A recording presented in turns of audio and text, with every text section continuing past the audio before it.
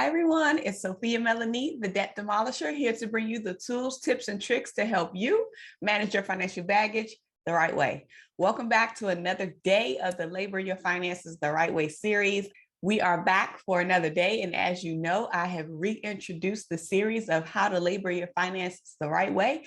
And in today's lesson, we're going to be continuing on the conversation about the fifth pillar to wealth. So you do not want to miss this. Grab your notes, grab your pads, grab your pens, and let's get into this work. If you're new here, make sure that you subscribe. Also, give the channel a thumbs up because it definitely helps the channel grow. And also, if you have missed any of the episodes, click there, click here so that you can go back and check it out. I want you to grab all of the wisdom that you can grab on today. So let's jump in to day 6. Let's go. The Debt Demolisher TV with Sophia Melone. Good morning, good morning, good morning. Welcome to day 6 of Labor Your Finances the Right Way. We have been coming back day after day, touching on a different element as it relates to how you can effectively labor over your finances. And so we are in day 6, and we are actually getting ready to tap into the 5th pillar to wealth building. So if you are just getting caught up and you are just joining into this series, I need you to understand that we've already covered 4 other pillars. So if you miss those 4 other pillars, you need to go back and catch the lessons, take the notes, start implementing in addition to what you're going to learn today. Okay, so when we talk about wealth building, we have to understand that there are levels and there are pillars to this thing, right? And so like I said, we've already covered 4 pillars. Today, we're on the 5th. So today, the 5th pillar to wealth building is, drum roll, give, okay? So if we want to do what the wealthy people do in order to achieve and obtain the wealth that we are acquiring, we have to look at the track record. We have to look at the patterns of what it is that the wealthy people do. So I've already said that number 1, they save. I already said that number 2, they dream. I already said that number 3, they plan. I already said that number 4, they invest. And so now today, another thing that they do is they give. So when I'm talking about giving, I'm talking about giving from the heart. I'm talking about giving with pure intentions. I'm talking about giving your first fruits. If you want to acquire wealth, if you want to acquire financial achievement or financial prosperity, you cannot be stingy with your palms. Now, what do I mean by that? I mean that you have to open up your hands so that you can release, right? Release some of what you have so that you can then in turn be able to receive. A lot of times we have a tendency to be selfish. I'm just going to be flat out honest. A lot of times we have a tendency to be selfish, like, oh, I can't afford to give anything. I can't afford to tithe. I can't afford to give an offering. I can't afford to contribute to this nonprofit organization. I can't afford to give to anybody else. A lot of times we have a whole lot more than what we need. We just haven't effectively managed the resources that we have. And so when you learn to prioritize giving, when you learn how to prioritize not being selfish, when you learn how to structure your resources in a way where you can give something, right? You will be surprised at the amount of blessings that will unfold and turn back to you. I want to give you guys a prime example. I'm a firm believer in honoring the Lord with my first fruits. So I'm a tither. And because I understand not only the principle of tithing, I understand the concept of what it does. Okay. So when you think about tithing and when you think about giving, it is causing you to create a form of discipline a form of discipline in your life. Because I'm telling you, the biggest way to challenge somebody, the biggest way to create discipline in someone is to tap into their money. Tap into their money. Your money patterns will tell a lot about you. Your money habits will tell you a lot about you. And it will tell you a lot about somebody else. And so you have to think about, what are you willing to be disciplined in when it comes to your financial state? What are you willing to be disciplined in? So let me go back to my prime example when I was telling y'all how I am a firm believer in tithing and why tithing is such an important aspect of my life. And I can be honest and say that I wasn't a consistent tither because of conversations or things that people would tell me, oh, you don't give all your money to the church, you're giving all your money to the church, and you don't even have enough to do this, or you don't even have enough to do that. You know, I didn't really listen to those conversations. Well, in the beginning I did. I was like, all right, well, I really don't have it like that. Let me just stop tithing. And when I tell you, the moment that I stopped tithing is when things got even more difficult financially, right? It seemed like struggles were happening left and right. I didn't have no outlet. It was just struggle after struggle after struggle. And I felt so strapped. I felt so strapped when I stopped tithing. And when I got back into church, I ended up changing churches at this point. And I set the intention to give because I understand the principle behind it. I understand the principle behind tithing and why it is so important. So I'm going to tell you guys know that I am a caregiver to my mother, and I have been for a very long time. It's been over 13 years where I have been the sole financial provider for my mother. And I remember one time, this was maybe 5 years ago. I can't even remember. It may have been like 5 years ago. And I remember my mom was on disability. And, you know, she was getting a little bit of coins, not a whole lot, you know, like $900 something dollars. You know, that $900 something dollars plays a difference, right? So she was getting about $900 a month. And she was using that, you know, to maybe get her groceries or pay for some of the stuff in the house or pay for her own bills, whatever the case may be. Even though I covered the majority of it, she was able to have that $900 to kind of use to pay on her debts, to get her groceries and pay some of the utilities, all of the ones that I wasn't paying. And I remember when her disability got cut off. Y'all, let me tell you, I could not have been more appreciative of that little $900 that she was getting every month.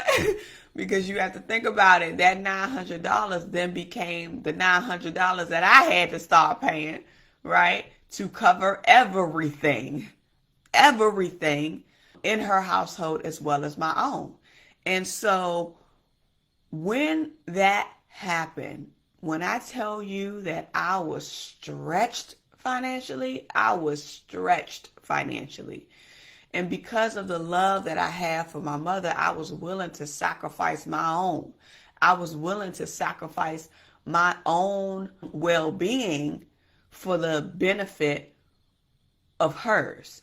And so if that meant she had to get groceries over me, then she got groceries over me. If that meant that my utility bill didn't get paid, or I had to cut certain things off, I had to, you know, turn my heat down in order to keep my bills as low as possible so that I could pay for her comfort, then that's what I did, right? And because it's not easy managing two households. And when you lose that significant amount of money in a snap like that, it's like, whoa, like, whoo, $900 a month is a big jump to have to supplement overnight. And so I had to do some things. I had to stretch beyond my capability, but more importantly, I had to really choose my faith at this point. So I'm telling you guys a story because I did not stop paying my tithes during this time. And I remember I just kept paying my tithes no matter how tight it was. I just kept paying my tithes. I'm going to tell this story real quick.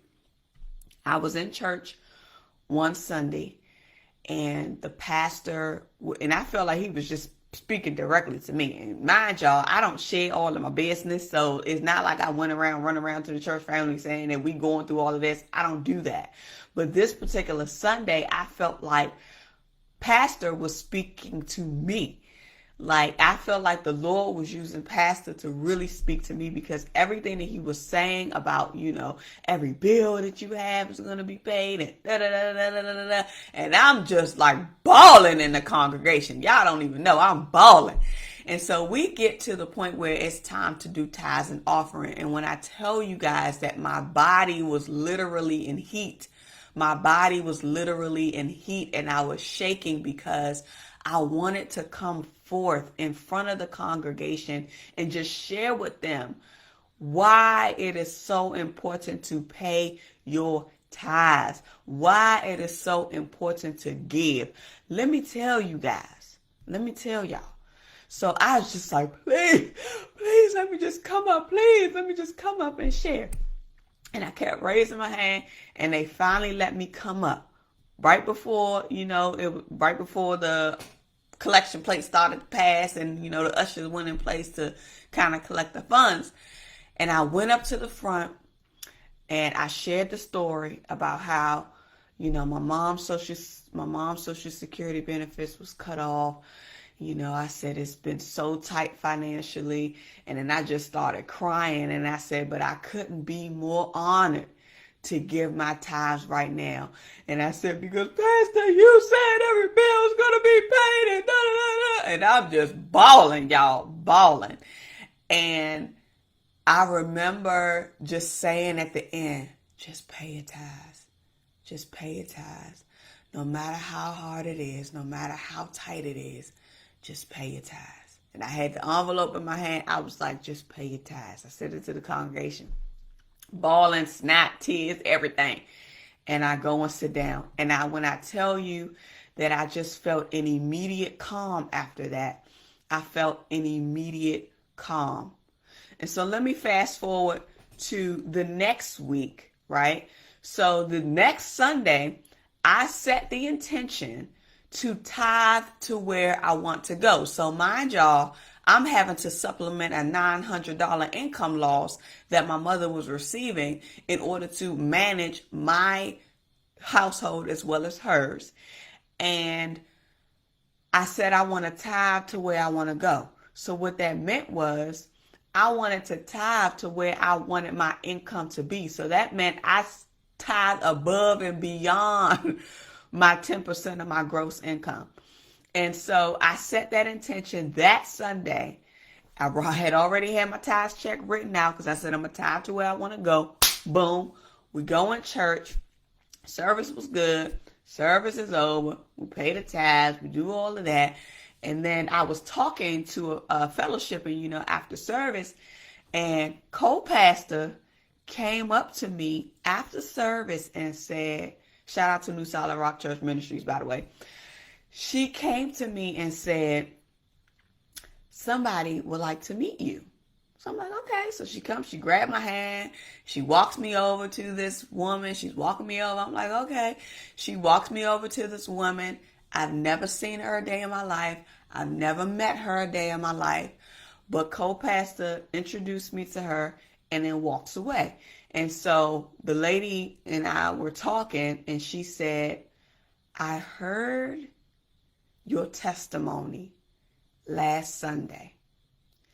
And she said, God put it on my heart to tell you that, because she was basically saying, I know how it is to be a caregiver. I know how difficult it is to be, managing multiple households and taking care of a loved one. I know how hard it is.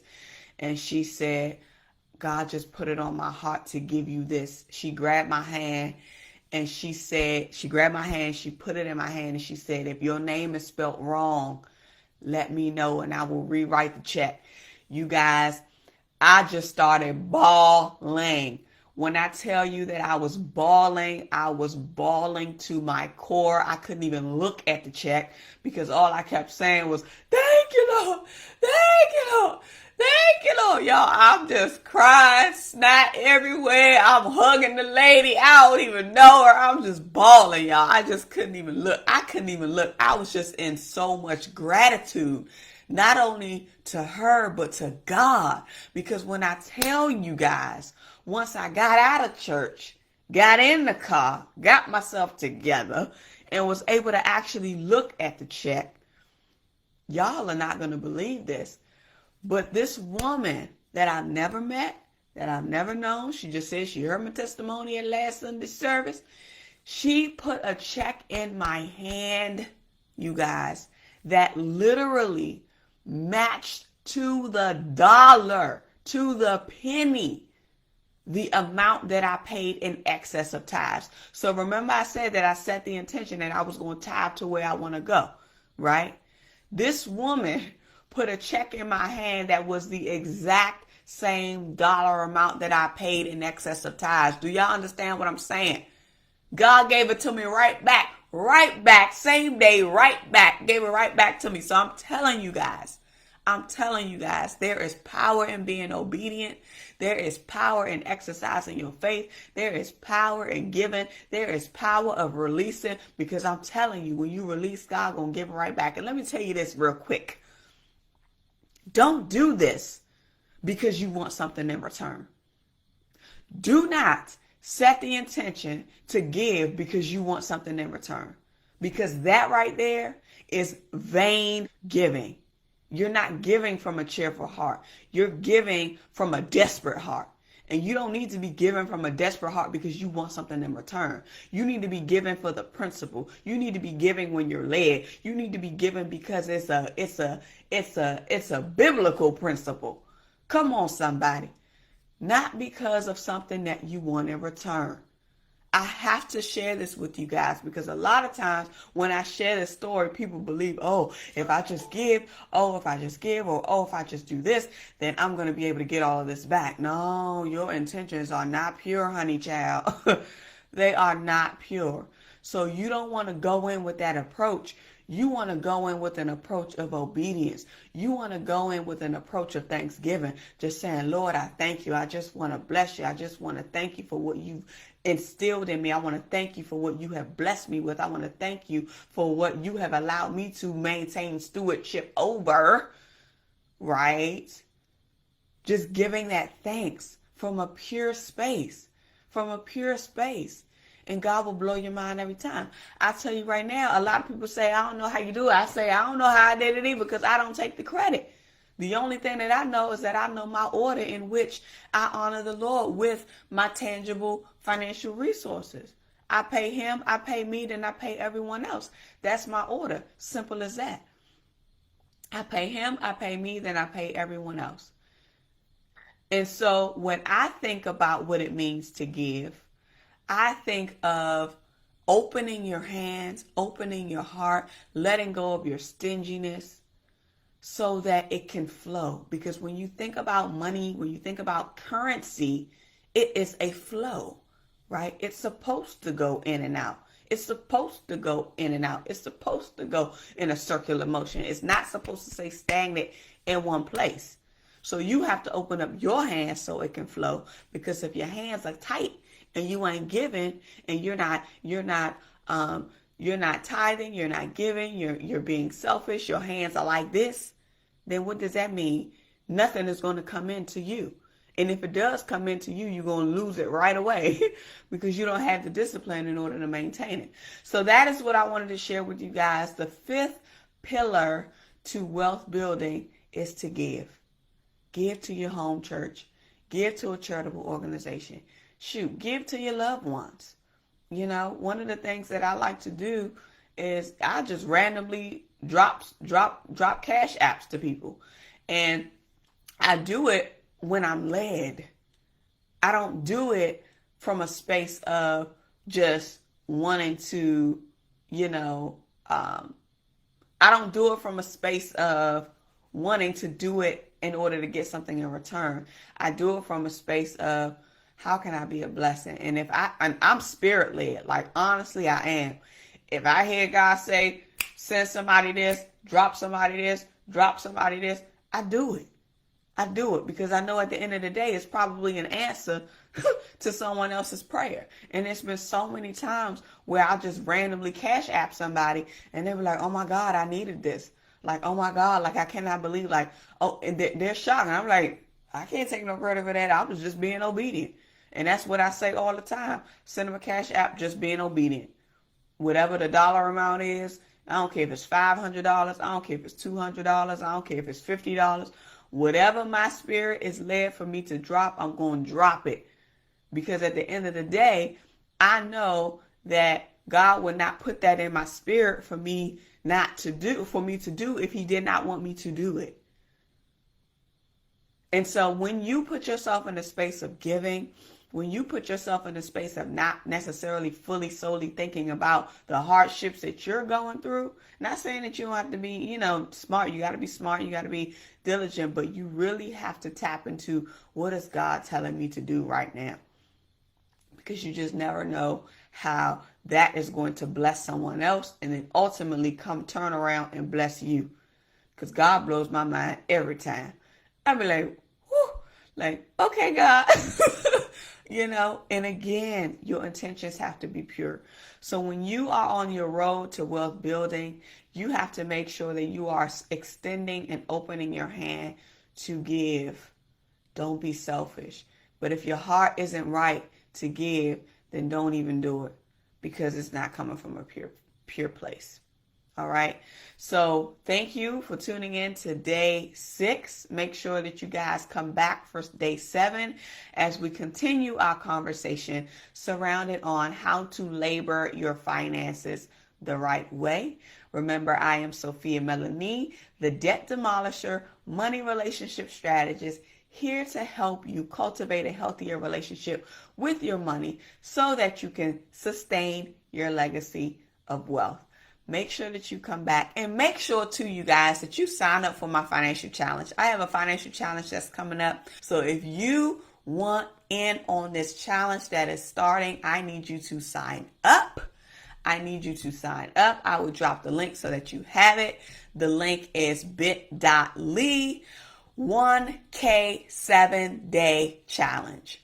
1K 7-day challenge. So bit.ly /1K 7-day challenge. I'll drop that link in the description box, and I want you guys to make sure that you sign up for it so that we can get these 1Ks in a week going.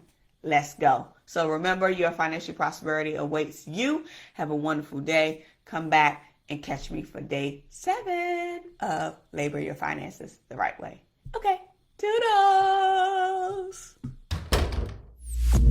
The Debt Demolisher TV with Sophia Melone. The Debt Demolisher TV with Sophia